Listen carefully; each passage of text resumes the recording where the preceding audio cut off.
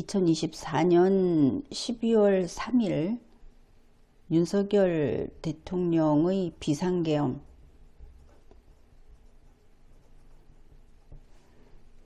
이 비상계엄은 12월 3일 밤에 선포됐고, 그리고 효력을 발생한 것은 12월 3일 밤 11시, 그리고 12월 4일 새벽 4시 30분 정도에 해제가 됐다, 이렇게 알고 있을 겁니다. 그러면 12월 3일 비상계엄은 확실히 종료된 것인가? 그 불씨가 남아있지 않고 대한민국은 안전한 것인가? 이 부분을 살펴봐야 하겠습니다. 국회에서도 여러 차례 제2, 제3 비상계엄이 가능하다. 또 윤석열 대통령 본인이 이런 말을 했다고도 하는데, 이게 단지 비상계엄이면 역시 국회가 해제 요구 의결을 하면 되고 그렇게 끝이 나겠지만, 만일 그게 아니라 그보다 더 강력한 것이라면 제2, 제3이 아니라 이것이 아직 살아있다, 이런 문제가 생길 수 있습니다. 그래서 2024년 12월 3일 비상계엄이라고 하는 것이 과연 그 본질이 무엇인가, 그것은 무엇을 본따서 만든 것인가, 이것을 살펴보겠습니다. 이미 헌법재판소에서 김용현 증인이 그거 초고는 내가 썼다, 이렇게 밝혔습니다. 초고, 최초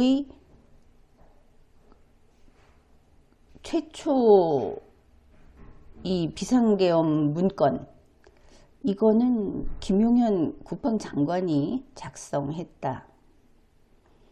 김용현 증인의 말로는 12.6, 12.12, 또 80년 5.17, 이런 과거의 문건을 참고했다고 했습니다. 이게 무슨 뜻이냐? 박정희 대통령 사후 그 다음의 문건을 참조했다 하는 뜻이 되겠죠. 박정희 대통령 사후, 그러니까 일단은 최규하 대통령 그 이후의 것들, 이런 것을 참조했다, 그렇게 말을 했습니다. 그런데 그렇다고 합시다. 이 김용현 증인의 초고, 여기에 대해서 윤석열 대통령도, 그냥 쉽게 말을 하겠습니다. 윤석열 대통령도 그거 받았다, 이렇게 이야기를 합니다. 2024년 12월 2일에 관저로 가져왔다.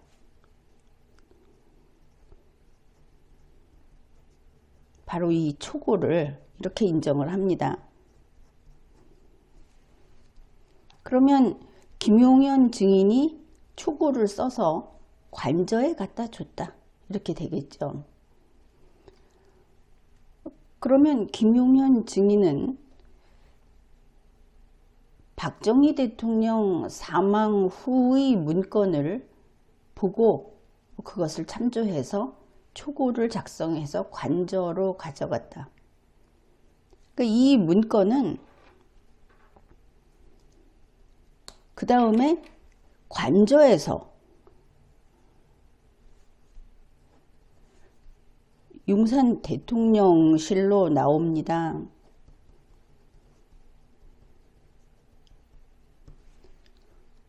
그런데 이 나온 문건은 이게 12.6이 1979년이죠. 이 나온 문건은 1979년이 아니고 1972년 문건이더라. 그 내용과 체계, 그 성격이.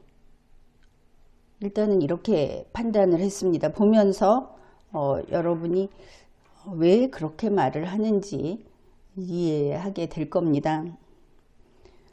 그러니까 김용현의 초고와는 박정희 대통령 사후가 아니고 살아있을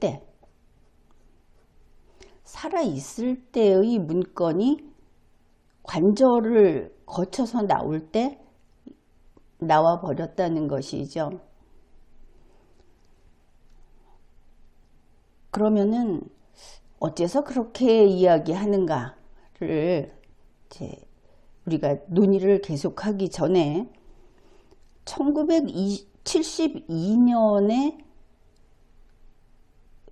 그 문건이 무엇인가, 1972년의 사건이 무엇인가, 그래서 1972년으로 잠시 갔다 오기로 하겠습니다. 지금 이것은 1972년 10월 18일 일간 신문입니다. 우리가 잘 모르는 과거로 한번 가보겠습니다.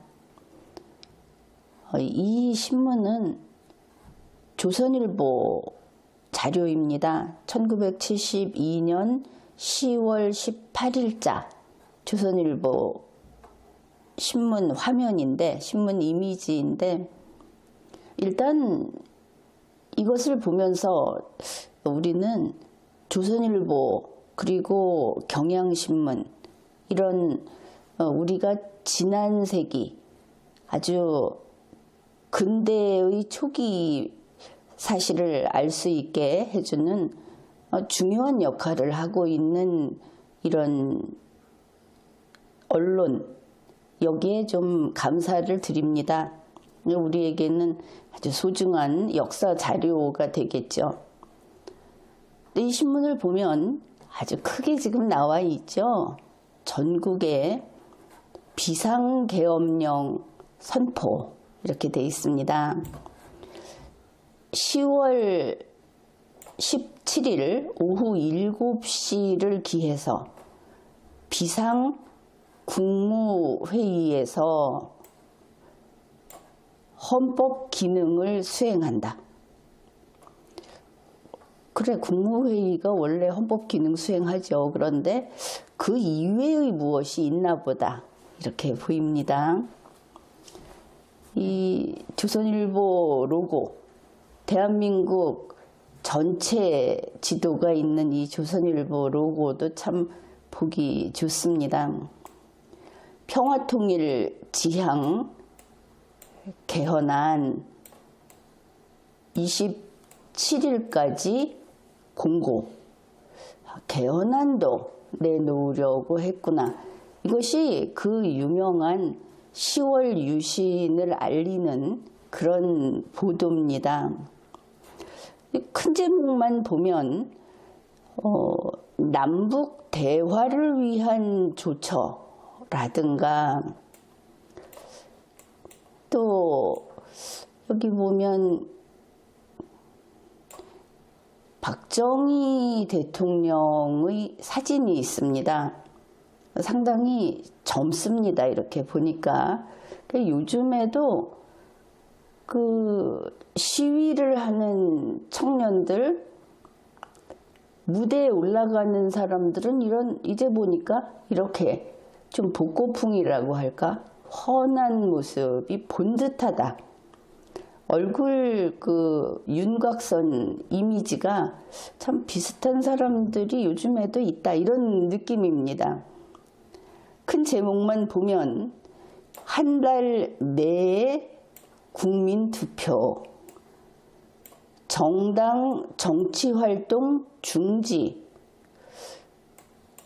그리고 늦어도 연말 이전에 헌정질서 정상화. 그러면 10월 17일에서 연말 이전에 정상화를 한다고 하면 빠르죠. 12월까지, 그러니까 2달 반, 넉넉 2달 반 정도입니다. 그러면은 이 비상조치가 일시적으로 모든 것을 딱 멈춰놓고 마치 두꺼비집을 내려놓듯이, 그리고 잘못된 것을 고치고 다시 전원을 올려서 정상화하겠다, 이렇게 보입니다. 여기 이 사진은 10월 17일 오후 7시에 계엄포고 제1호를 발표하는 노재현 계엄사령관, 이런 것도 있습니다. 그 다음에 큰 글자를 보면 각 대학은 휴교를 하고 통행 금지는 그대로. 근데 이게 새로울 게 없는 것이 원래 통행 금지가 있었던 모양입니다. 언론, 출판, 방송, 사전 검열, 모든 정치 목적, 옥내, 실내, 실외, 이 집회를 다 금지한다, 이렇게 되어 있습니다. 그리고 여기에 그 작은 글자를 보면 계엄사령부 공고 제1호 공고, 법을 잘 지켰습니다. 이걸 보면 계엄법에 따라서 이렇게 그 지방 계엄 사무소 이것을 설치하고 각 지방 계엄 사무소장, 분소장을 공고한다 해서 그 계엄 포고를 하는 당일에 준비가 다 돼 있는 것을 알 수 있죠. 전국 계엄 분소에다가 계엄 사무소 그 소장이 누군지 전부 이렇게 밝히고 있습니다. 그리고 이걸 보면 이걸 그대로 했는지 모르겠는데 고교 야구가 오후 1시, 오후 3시에 리그전이 벌어질 거라는 것도 있습니다.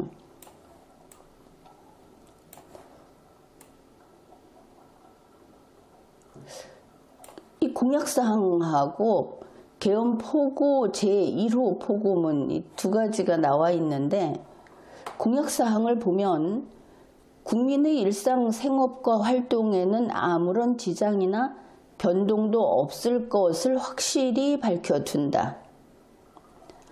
모든 공무원은 국민에 대한 공복으로서 이 사명감을 새로이 하고 맡은 바 직책에 가일층 충실할 것을 촉구한다. 별 문제가 되지 않는 내용들이죠.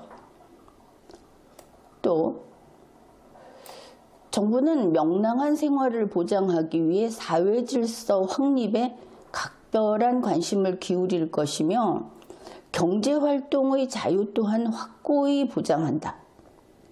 그러니까 국민이 생업에 종사하고 경제활동을 하고 하는 것은 전혀 통제를 하지 않겠다. 그리고 여기도 보면 정부는 모든 대외 공약은 계속 준수하고 이행될 것이며, 다른 나라들한테 들어라 하는 것이죠.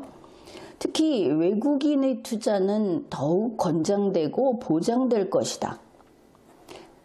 그다음에 제6항입니다. 남북 대화는 개혁이 진행 중이라도 계속 추진하겠다. 이렇게 겉으로 볼 때 일단 멈추는 거 아닙니까? 그동안에도 개혁이라고 합니다. 대통령이 추진하는 개혁, 그것을 위해서 비상계엄을 선포하고 남북 대화를 계속 추진하겠다.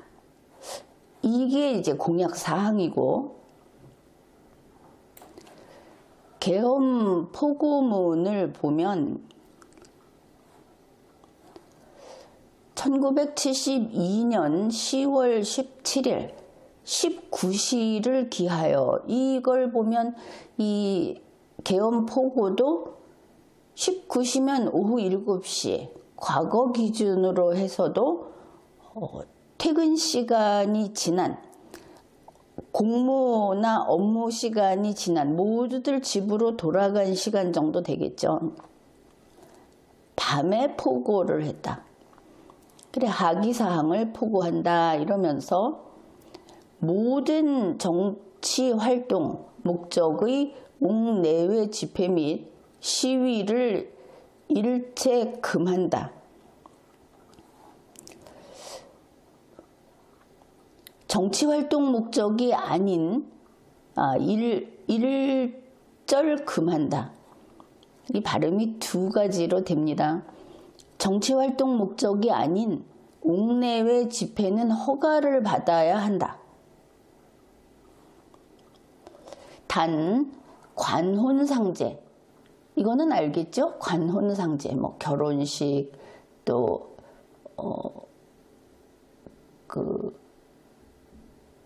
사람이 사망했을 때 뭐 이런 것들 하고, 의례적인 비정치적 종교 행사의 경우는 예외로 한다.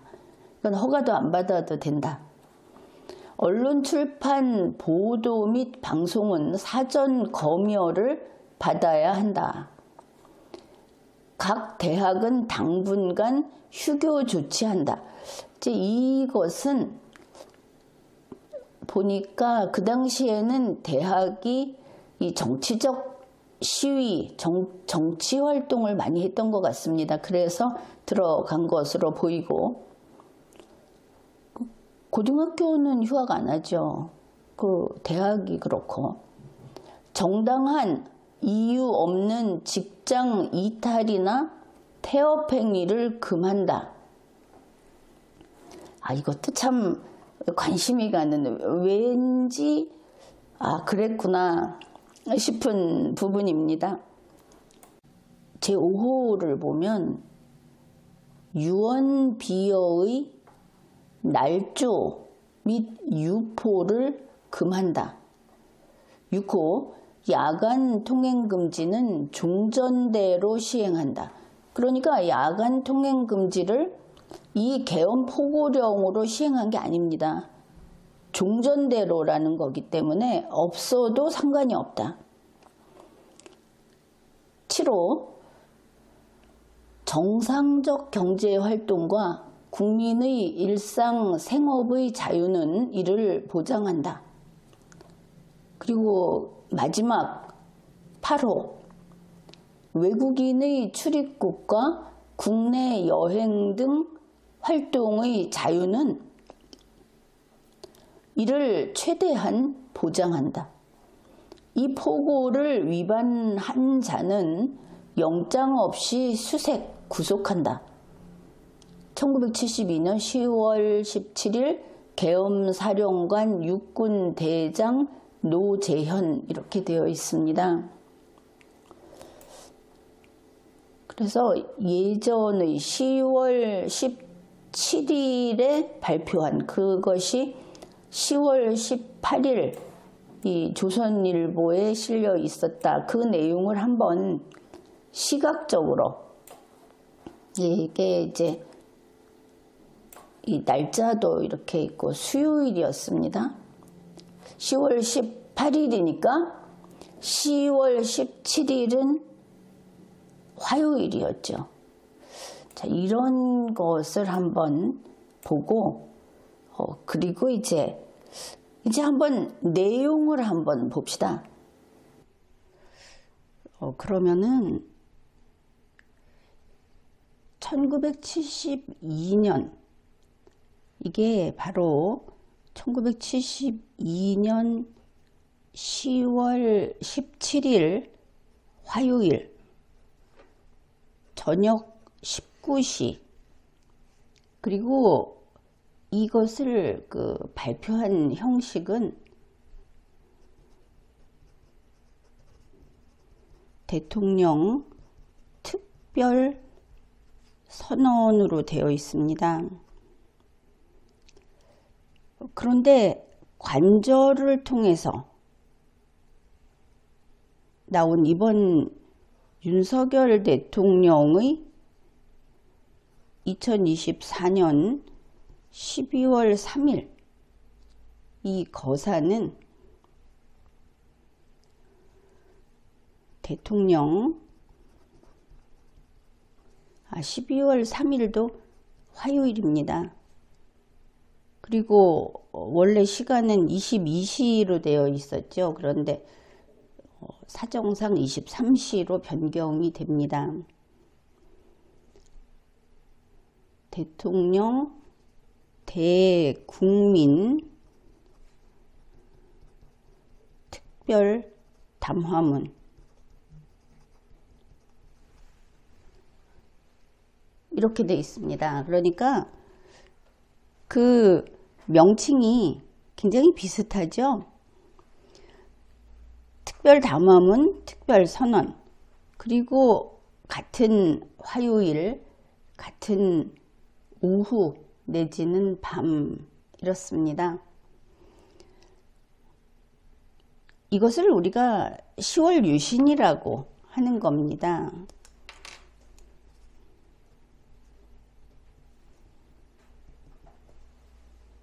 (10월) 유신. 이 10월 유신은 처음에 이 준비 작업을 이제 암호명처럼 풍년 사업 이런 이름을 붙였다고 하고 이 사업을 쭉 했던 것은 궁정동 안가 김건희 여사도 가고 윤석열 대통령도 무슨 술집을 차린다 어떤다 하는 말도 나왔고 했던 그 같은 안가인 겁니다. 안가에서 추진을 했고 그런가 하면 12월 3일 2024년 12월 3일 비상계엄은 관저에서 추진을 했습니다. 그렇게 되겠죠. 여기는 관저에서 했고 여기는 안가에서 했다. 여기는 대통령 특별 선언이고 여기는 대통령 특별 담화문이다. 같은 화요일이다. 이런 것들을 알 수 있습니다.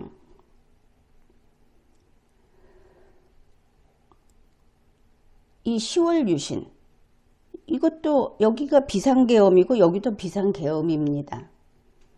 이 10월 유신은 어떤 성격이냐 하면은 체제개혁입니다. 국가 리셋입니다. 여기도 똑같습니다. 4대 개혁 잘 알고 있죠? 체제개혁, 국가 리셋. 여기에서 달러라는 화폐를 벗어나려고 하는 것이 아니었는가 하는 부분도 지금 풀어야 될 주제로 남아 있습니다. 10월 유신은 당시 상황이 우리나라에서 유엔군이 철수할 수 있다. 북계의 침공을 받을 수 있다. 그런 것을 국민들에게 말을 했습니다. 그래서 자체 핵무장을 하자. 이렇게 한 것이고 12월 3일 비상계엄 2024년 12월 3일 비상계엄은 이게 어떤 것인가? 근데 이것을 얼마 전에 계속 이 계엄은 내란이 아니다. 계엄은 헌법상의 대통령의 권한이다. 이렇게 주장을 하는 홍준표 시장이 MBC에 나가서 아주 독특한 이야기를 했습니다. 느닷없이 10월 유신은 내란이고 12.3 계엄은 내란이 아니다. 이렇게 주장을 한 겁니다. 그뿐 아니라 홍준표 시장은 윤석열 대통령의 정책을 전적으로 지지하면서 비상계엄도 지지하면서 우리나라가 자체 핵무장해야 한다. 자체 핵무장을 하고 그리고 미군 철수도 좋다. 이렇게 참 대담한 이야기를 했습니다. 그걸 보면 이때도 자체 핵무장 그리고 미군 철수는 해도 좋다가 아니고 그것 때문에 여기는 수동적이고 여기는 능동적이다 하는 차이가 있고 그리고 국가 리셋 체제 개혁이라고 하는 게 똑같다. 굉장히 많이 닮아 있죠. 그러면은 이 10월 유신이라고 하는 게 어떤 것인가? 여기에서 우리가 좀 더 그 세밀한 구조를 살필 필요가 있습니다. 10월 유신은 1972년 10월 17일 19시 이때부터 이번 윤석열 대통령의 비상계엄처럼 모든 정치 행위를 중단시켰습니다. 포고령에 들어있는 것이 아니고 이것은 특별선언, 대통령의 대국민 담화문으로 이러한 조치를 한 겁니다. 윤석열 대통령도 대국민 담화문으로 한 것이죠. 처음에 이게 좀 선뜻 납득이 안 됐죠. 비상계엄 선포를 하면 공고를 해야 하는데 어째서 그 모든 절차를 뛰어넘었을까? 10월 유신하고 똑같이 본다면 이해가 되는 겁니다. 그리고 10월 유신은 긴 기간 동안 이 상태를 유지하려고 한 게 아니었습니다. 윤석열 대통령도 보면 오래 할 생각 아니었다 이러고 있죠. 뭐 비슷한 것 같습니다. 10월 유신은 1972년 10월 17일 19시 이때로부터 한계를 정해놨습니다. 2개월. 그래서 1972년 연말까지 이때까지 일시적으로 헌법의 일부를 정지시키는데 그것을 다시 원상회복하겠다. 잠시만 멈춰 놓겠다.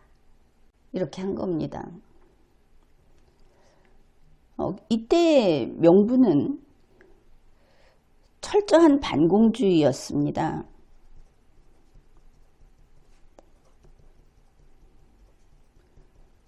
말로는 메카시즘보다 더 철저한 반공주의였다 하는데 이번 12월 3일 비상계엄에서도 이쪽에서 하는 것이 공산주의자 척결 이런 것이 나오죠.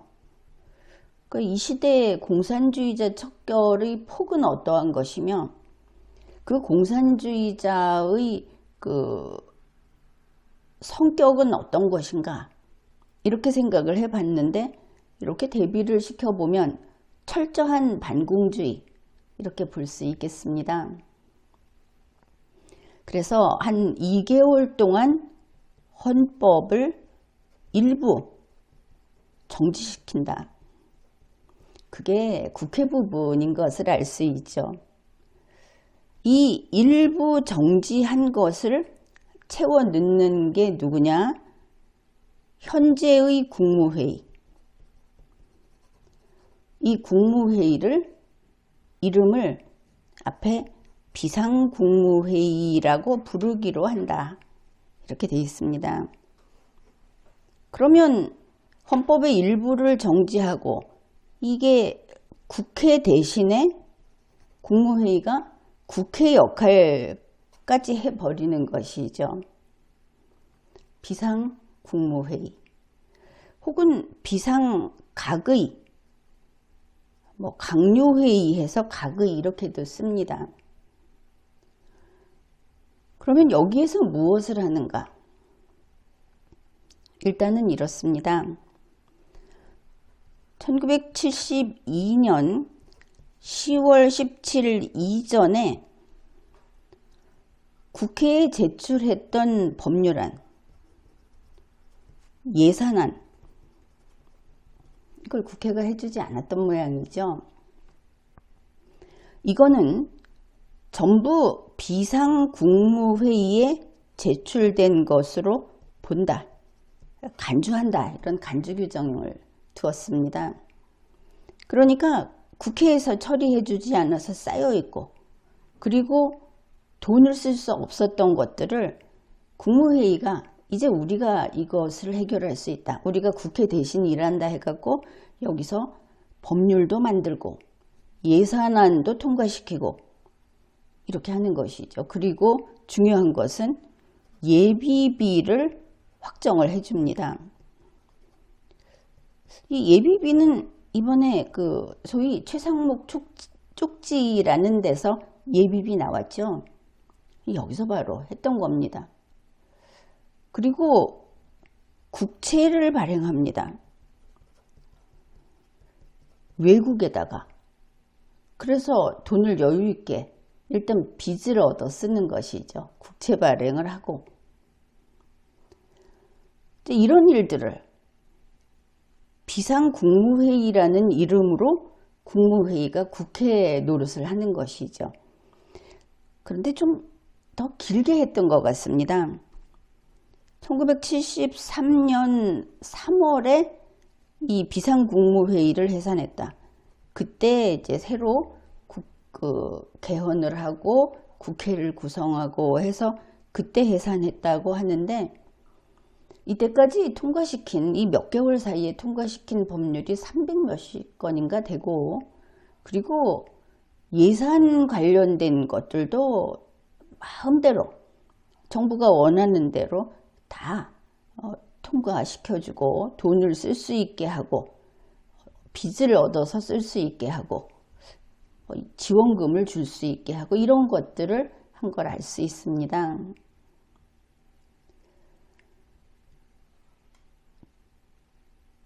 그러면은 자, 이게 10월 유신이었는데 이 비상국무회의가 있었구나.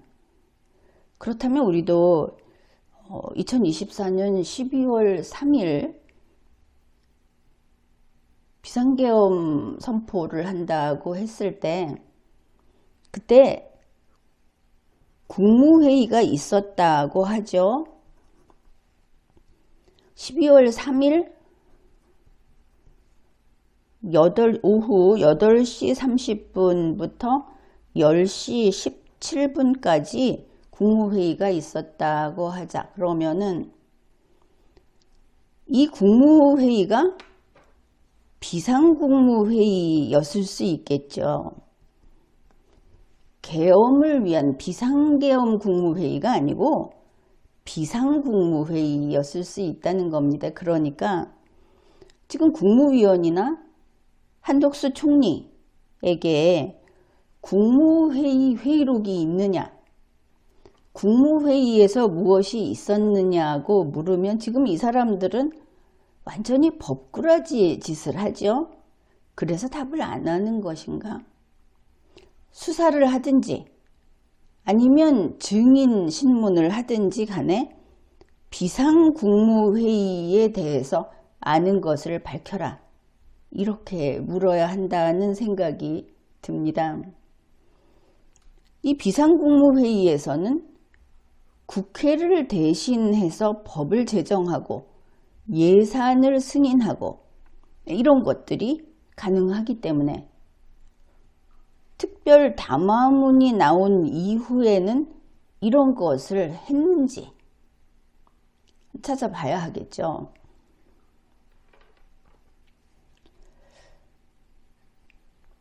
이렇게 되면 이제 이름을 붙일 수 있겠습니다. 이것이 10월 유신이면 이것은 12.3 유신이다.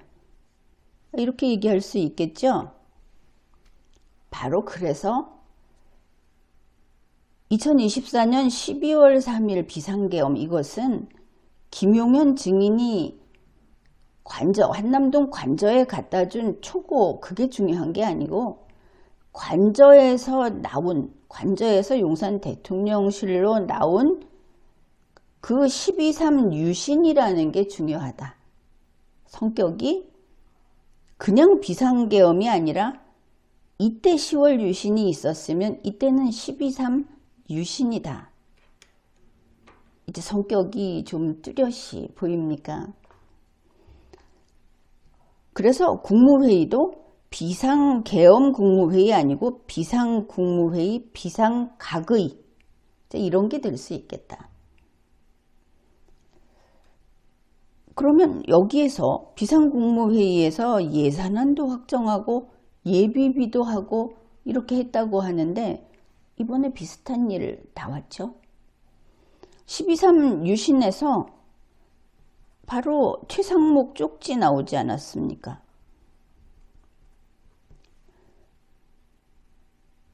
여기에서 비상입법기구 들어있죠.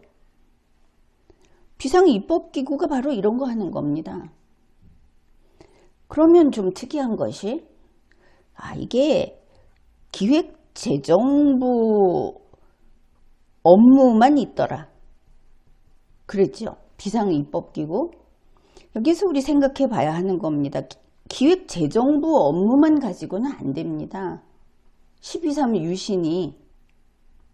그리고 2024년 12월 3일 11월 29일부터 그 이후로 국무회의, 차관회의 회의록을 보게 되면 바로 이 국무회의의 행정각부가 돈을 쓰는 체제개혁과 관계된 그런 사업을 마구 추진하는 걸 알 수 있습니다. 돈을 풀고. 그렇다면 여기에 다른 각부도 또 청도 쪽지가 있을 수 있겠다. 중요한 데부터 먼저 줬겠지만 따라서 미공개된 쪽지가 여럿 있을 수 있다. 비상입법기구가 각각 법무부 비상입법기구, 산자부 비상입법기구, 통일부 비상입법기구, 보건복지부 비상입법기구가 다 있을 수 있다. 이러면은 훨씬 큰 사업을 할 수 있겠죠. 12월 3일에 있었던 건 계엄이 아니고 12.3 유신이었다. 김용현의 비상계엄 초고가 관저를 들어갔다가 대통령실로 나오면서 12.3 유신이 돼서 나왔다. 그런데 이러고 보면 뭐냐? 12.3 유신은 결국 쪽지 유신이겠구나. 이게 굉장히 중요한 겁니다. 비상국무회의라고 하는 것이.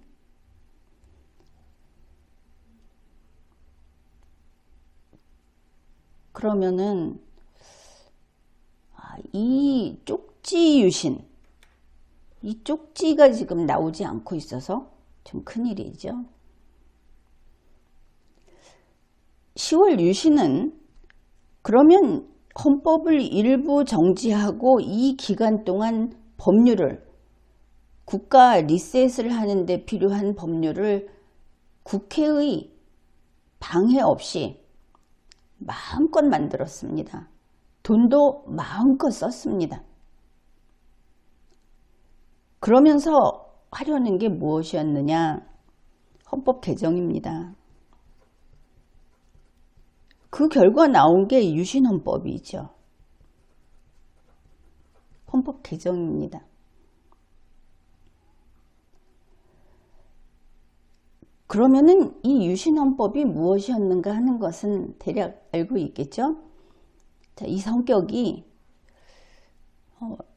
기록은 이렇습니다. 박정희 1인 총통의 영구집권, 이러한 체제다. 그런데 CIA의 도널드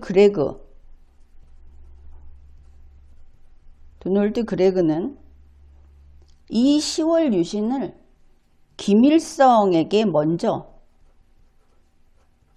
알려서 양측이, 남북이 서로 양해해서 같이 1인 총통으로 그렇게 영구집권 하자고 했다고 본다. 이런 주장을 하고 있습니다. 그러면 이번에도 북한에 먼저 알렸을까? 이걸 모델로 했다면 어떻게 알렸을까? 이거는 그냥 농담입니다. 평양 무인기 이야기 나오지 않습니까? 이 평양 무인기에 친서를 보낼 수 있다. 그런데 무인기에 친서 한 통만 달랑 보내면 그게 좀 너무 표시가 나니까 자연스럽게 여기서 뭘 보내면 그쪽에서도 여기 뭐 보낼 때는 항상 쓰레기를 많이 준비해서 같이 보내지 않습니까? 여기서도 자연스럽게 쓰레기를 많이 준비해서 보내자. 여기에다가 이 친서를 하나 넣어서 보내자. 이랬던 것이 아닌가. 그런데 저쪽에서 반응이 없었죠. 그건 또 왜 그럴까 하고 보니까 아마도 이 친서 모양이 쪽지 모양으로 접어서 보냈던 모양이다. 그래서 못 알아본 건가 보다. 이렇게 생각을 할 수 있겠습니다. 심지어 이쪽의 최상목 장관도 쪽지여서 무시했다고 주장하지 않습니까? 그냥 주머니에 넣어버렸다. 물론 믿을 수는 없습니다. 최상목 장관이 워낙 열심히 일을 하고 있기 때문에 그 말을 믿기는 어렵죠. 그래서 이렇게 헌법 개정이라는 게 있습니다. 그러면 하나 더 생각해야 하겠죠. 12.3 유신은 끝나지 않은 것이 아닐까. 왜냐하면 지금 소위 윤석열 측이라고 하는 국민의힘도 그렇고 비상계엄은 합법이다. 대통령은 복귀한다. 이런 주장을 하는 사람들이 헌법 개정을 지지하고 있습니다. 헌법 개정을 지금 추진하고 있습니다. 그러니까 동상이몽이겠죠. 민주당도 같이 추진하고 있으니까. 어떻든 이런 면에서 10월 유신, 12.3 유신, 12.3 유신이라고 했을 때 현재 하고 있는 이 헌법 개정, 이거는 위험하다. 12.3 유신이 살아있다는 그런 제3, 제4의 계엄보다 더 큰 거다. 이런 위험성이 있다는 생각을 해야 할 겁니다. 이 헌법 개정을 하려면 국민 투표를 해야 합니다. 그것도 이번 12.3 유신에서 대단히 공을 들였죠.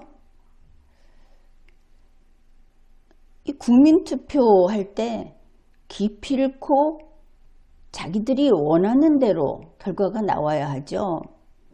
10월 유신 때는 90 몇 %, 거의 완벽하게 이런 결과를 냈는데 어떻게 압도적인 승리를 할 것인가? 그걸 위해서 얼마나 무식한 짓을 했습니까? 선관위 서버를 통째로 가져가려고 했죠. 이왕 12.3 유신해서 1인 독재, 1인 총통 이렇게 자리를 잡으면 그냥 선관위에 앉아서 짜장면 시켜 먹으면서 몇 날 며칠 하면 되지 않습니까? 그런데 이걸 실어 나르려고 꺼내다가 그랬었죠. 결국 서버가 너무 커서 실패하지 않았습니까? 12.3 유신이 10월 유신하고 비교를 해보면 참 많은 부분이 같고 또 많은 부분이 다르다. 1972년 10월 17일 10월 유신 똑같은 화요일 19시에 똑같은 특별선언, 특별담화문으로 발표를 했는데 10월 18일에 이미 전국의 이것을 통할하는 계엄사 조직, 분소까지 다 담당자가 누군지 쫙 발표가 됩니다. 그리고 곧이어서 헌법 개정안도 공고가 되죠. 이 비상국무회의에서도 일을 착착 해냅니다. 물론 박정희 대통령은 군 미필이 아니기도 했습니다. 주변에 있는 사람들도 비슷한 점이 또 있기는 있습니다. 이 헌법 개정안 만드는 사람이 중앙대 갈봉근 교수라고 자기는 헌법 잘 모른다고 하죠. 나중에 그런 이야기 하지 않았습니까?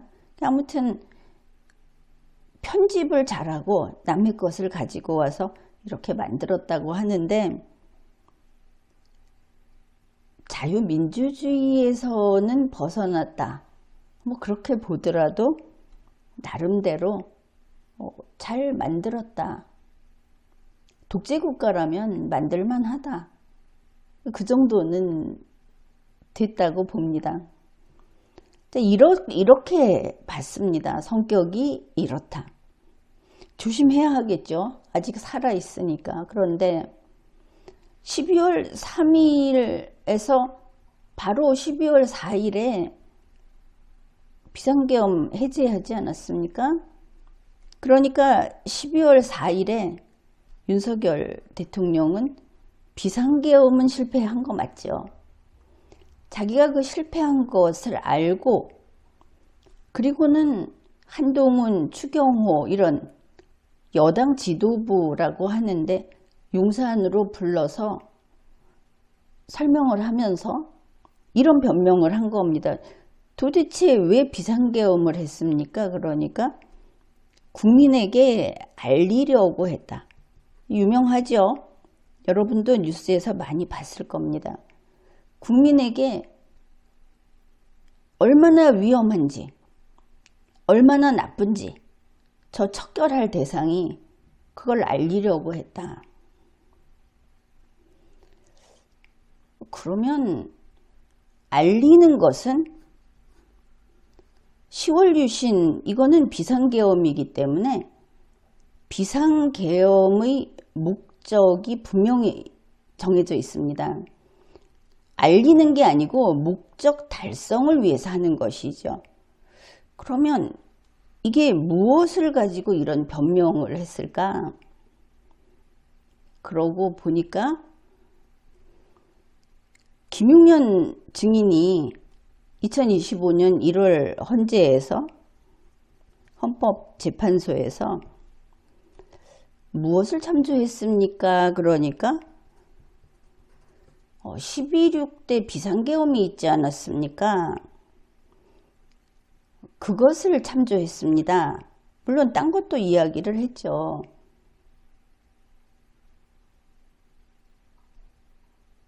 비상계엄은 알리는 게 목적이 아닙니다. 그런데 윤석열 대통령 정말 비상하다. 12.6을 이렇게 바꿔버린 겁니다. 12.6 발음은 똑같죠. 12.6 12.6 그러면 이 12.6이 뭐냐? 1971년의 12.6 국가 비상사태 선언이라는 것이 있습니다. 이것이 물론 10월 유신의 밑거름이 됐다고 하죠. 김용현 씨의 12.6은 1979년 12.6입니다.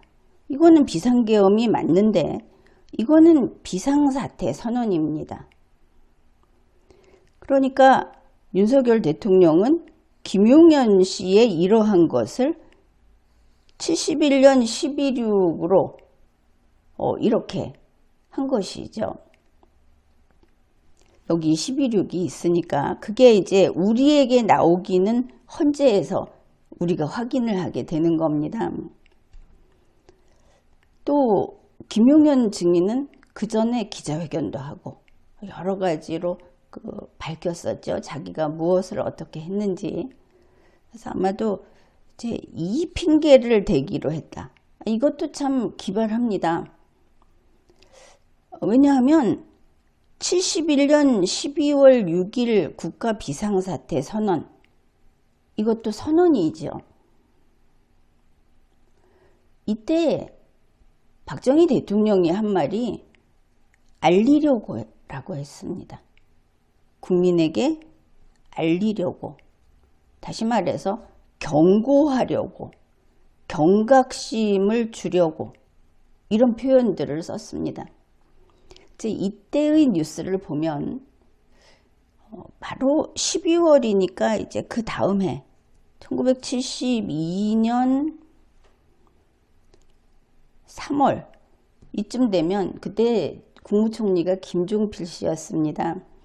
김종필 총리가 국가 비상사태 선언이라는 것은 국민들에게 경고하는 운동이다 이런 표현을 했고 경각심을 높이려고 한 것이다. 이게 뉴욕타임스하고 인터뷰를 하면서 밝힌 내용입니다. 이게 무엇냐 했을 때 그래서 이러한 변명이 참 기발하다 이렇게도 보입니다. 변명이 곧 거짓말하는 능력이기도 하지만 그런데 이 유신이라는 것이 나오는 시대 그 상황이 어떤가 이걸 보면 유신이 나오기 전에 밑작업을 한 것이 12.6 국가 비상사태 선언이고 그리고 유신이 나오는데 이게 이제 거의 10개월 이 정도 기간이 있죠. 그 사이에 대한민국이라는 이 국가가 어떻게 바뀌어가는가 이걸 알 수 있습니다. 어떻게 민주주의가 사라져가는가. 그게 1972년 1월 이거보다 먼저가 되는데 바로 한 달 정도밖에 안 됐는데 이런 게 나옵니다. 경찰이 비상조치를 한다. 그걸 보고 좀 깜짝 놀랐습니다. 경찰 수준에서 비상조치를 할 수 있나? 그런데 그렇게 한다고 합니다.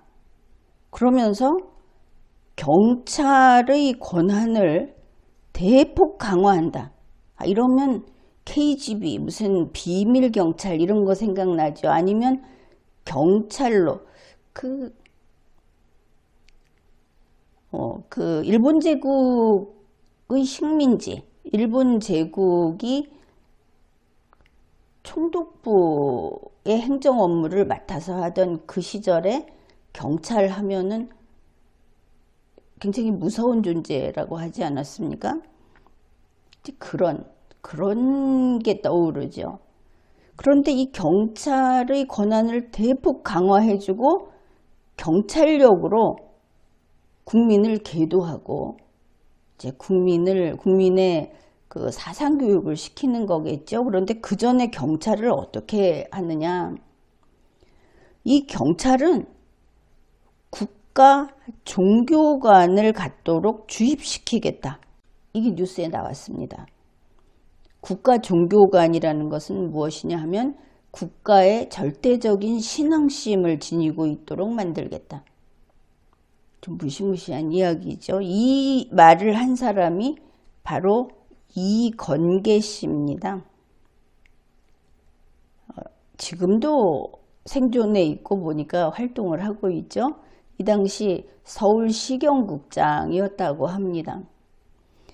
민주주의가 이렇게 사라져 가고 있었다. 이미 한 달이 지나고 3개월이 지나고 이렇게 된 것이죠. 비상사태 선언 이후에.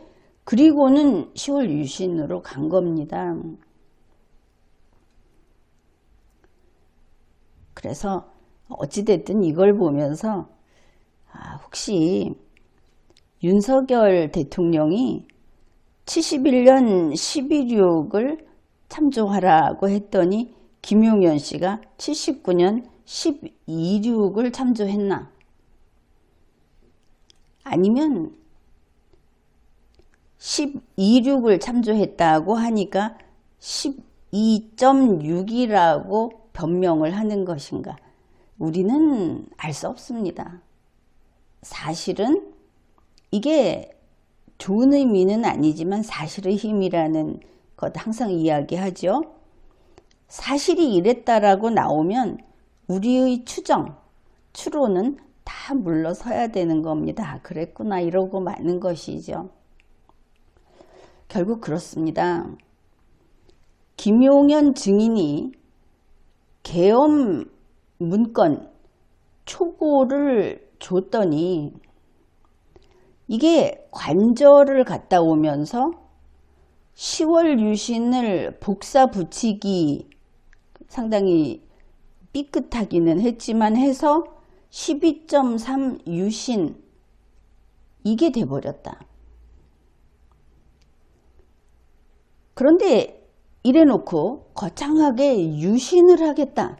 홍준표 시장도 갑자기 유신 이야기를 꺼냈으니까 윤석열이 박정희의 화신이다, 현신이다.